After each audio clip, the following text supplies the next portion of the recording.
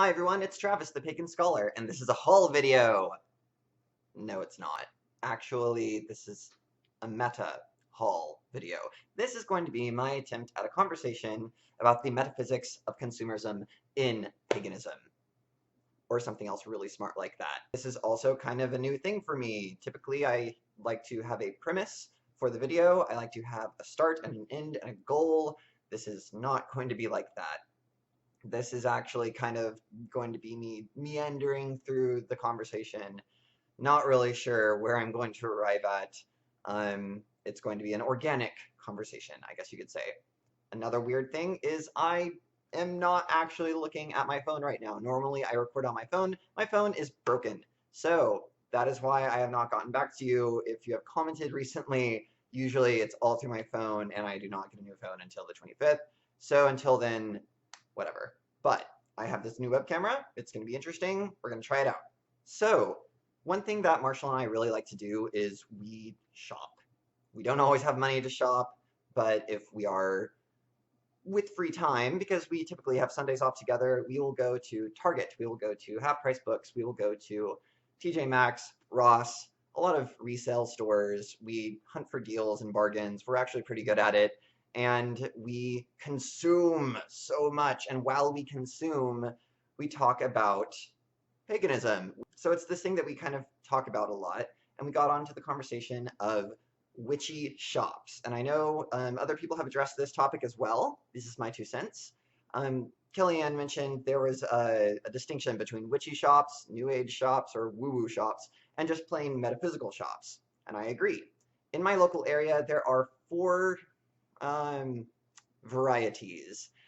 There's one store that's very woo-woo is the term, apparently, according to the internet, but very guru baba, very like, let me take your money and sell you this picture of your aura that we took in the store. It's like, it's bad, it's charlatanism. Sometimes it works for people, other times, most of the time, it's just snake oil, and it's terrible. Then on the other side of the spectrum, there's the witchy shop, and it is straight up Wicca, Druidism, heathenry, like that is the audience that it caters to.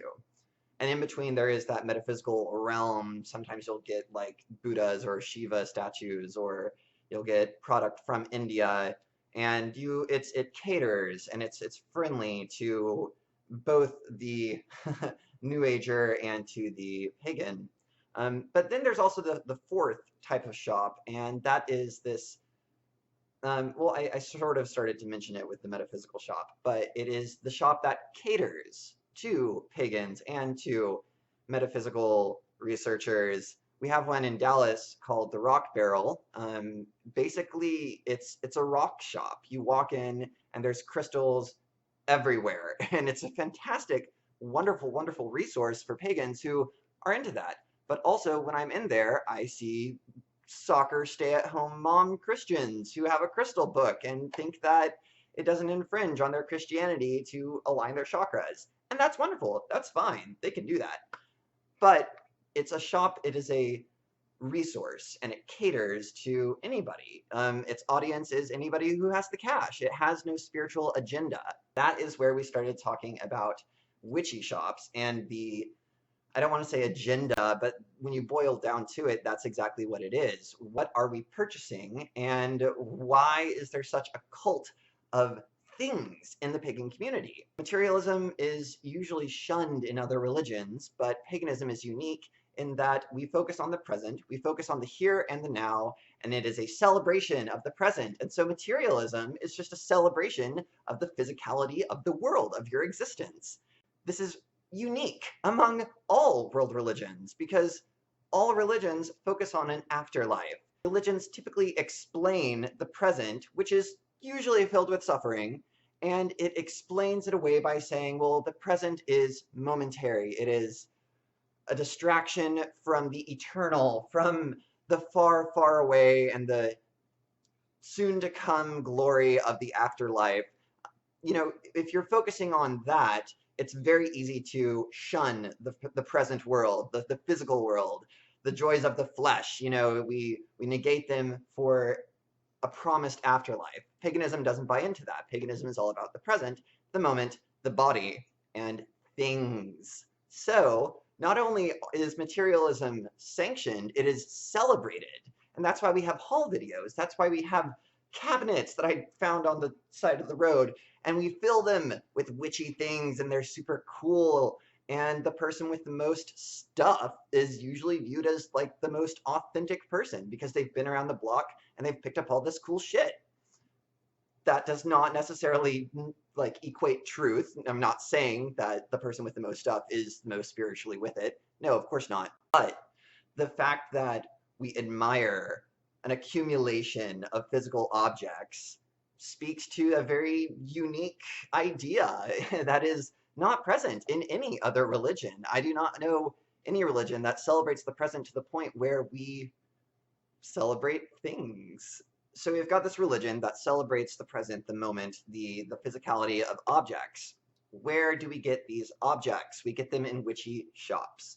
And Marshall and I, we didn't discover, we've always known about it, but the hours are ludicrously difficult to actually catch them open. We finally went into this store that we have been super, super excited about going to. And it was an experience. I don't think that the owner of the shop was a charlatan.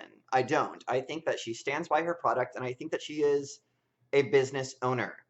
This is going to be weird because there's capitalism, and then there's mysticism, and then there's materialism, lots of things going on here. But there is a boundary in between this is a product that I am paying for, this is a service that I'm paying for, and these things have spiritual worth. They have mystical meaning to me, to all. And then you've got this crazy lady who is professing the metaphysical properties of a nail and saying it's enchanted. And it's like, you know, there's so much going on that at the end of the day, I was like, what did I pay for?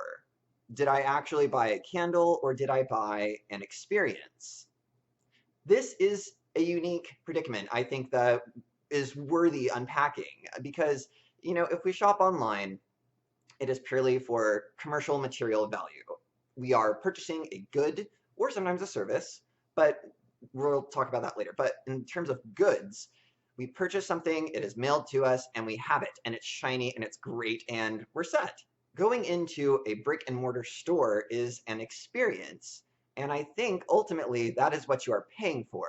You're paying for wrinkled hands over frayed tarot cards. You're paying for musty incense floating through the air. You're paying for uneven floorboards that throw you off and make you feel off balance in a room surrounded by delicate things that also have metaphysical properties. It's like the entire experience is kind of unsettling, but it's also kind of spooky and awesome. And that is what you're paying for.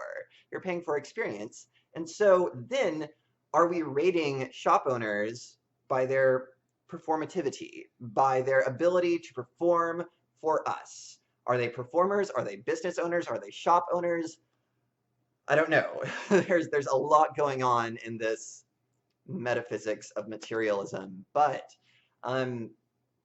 yeah. So that said, I don't know. I'm gonna show you some shit that I bought, and maybe from that I'll be able to say something else that's intelligent. I don't know. Not bought in a witchy shop, but actually bought at Ross, or no, not Ross, TJ Maxx. I found this a while ago, actually. It is incredibly phallic, but it is an obelisk. And I got this fairly inexpensively. It was, I don't remember, but I really dug it because it was super duper masculine in the very typical gendered symbolism association. And so today I'm walking around Ross, and what did I find but a companion to it? Abstractly, I found, this is really heavy, okay. For some reason, this equates a divine feminine symbol, whereas this is a divine masculine symbol. This for obvious connotative Freudian reasons, but this, I don't know, it spoke to me. And so that is kind of an example of how materialism functions within paganism, how it performs. Idolatry is a fantastic idea to unpack. A lot of people, who was it? Theodore Roszak. He talks about idolatry and heathenism in such a way that a lot of people assume the heathen, and I'm speaking heathen in terms of like the biblical term, not heathenry, but the heathen bows down before idols in such a way that people think that they are worshiping the actual marble thing in front of them or the wooden statue in front of them. That is not the case. The idol is a window to view deity through. It is not worshiping the window, but what one sees through the window. So I'm talking a lot with this anyways. But what I'm saying is I'm not worshiping this marble sphere as a goddess. I'm saying I see a symbol that reminds me of the goddess through this object, and thus I am reminded of deity. Thus, if I bow down before this piece of marble, I am not worshiping this piece of marble. I am worshiping an idea that is represented through this, much like a cross. A cross is technically an idol as well. I mean, that's why in Islam they don't have any depictions of the Prophet, because it is an idol, or at least that's what I've heard. But to bow down before a crucified naked man on a cross sounds awful to Islamic sensibilities, because it is an idol. You are bowing down before something. Christians don't see that.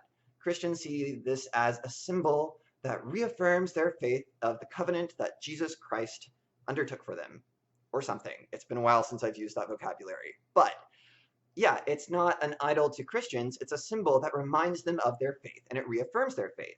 This is a symbol that it doesn't necessarily reaffirm my faith, but it is a symbol that I can use to trigger memories and patterns and paradigms to get my brain going in that groovy mystical goddess way. Much like I can with this, with the divine masculine. If I am focusing on that, well, I mean, I just have to look between my legs. Here is another symbol. I'm not bowing down before this.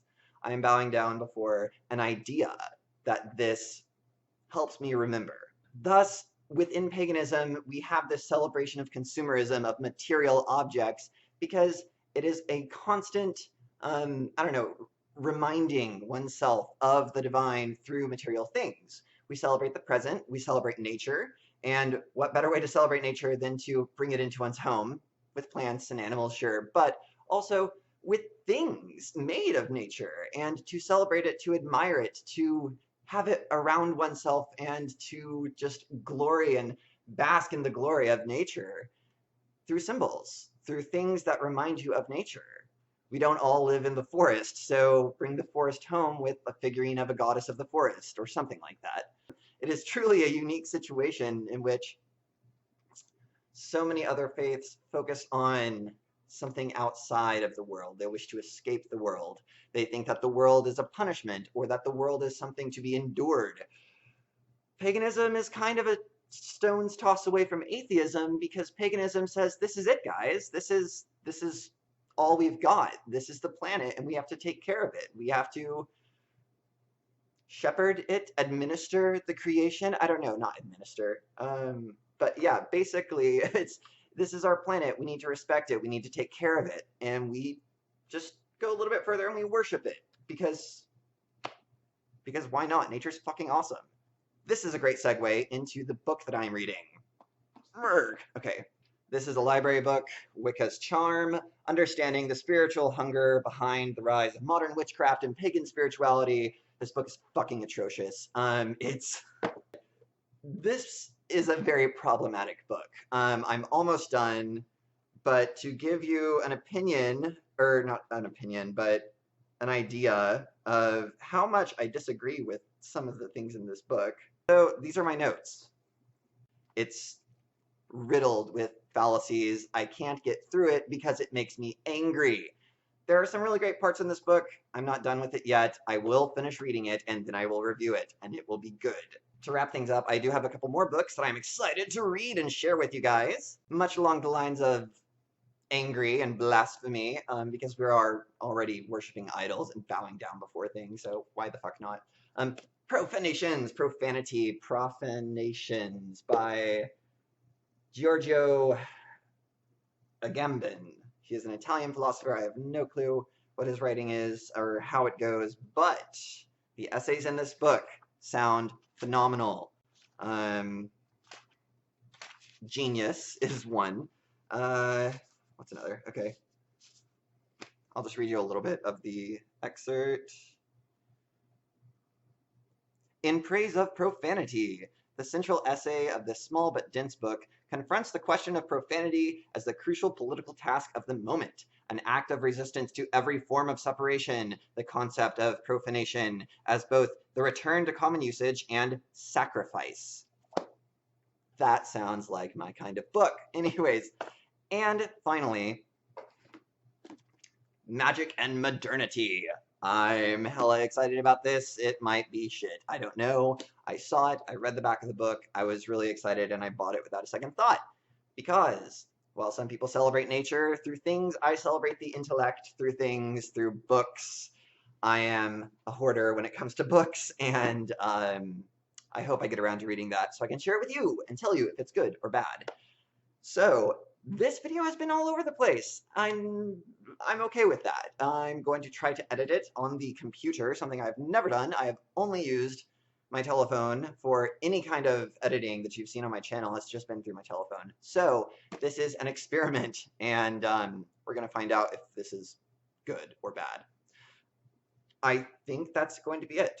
All right. So as always, thank you so much for watching, and merry meet, merry part, and merry meet again.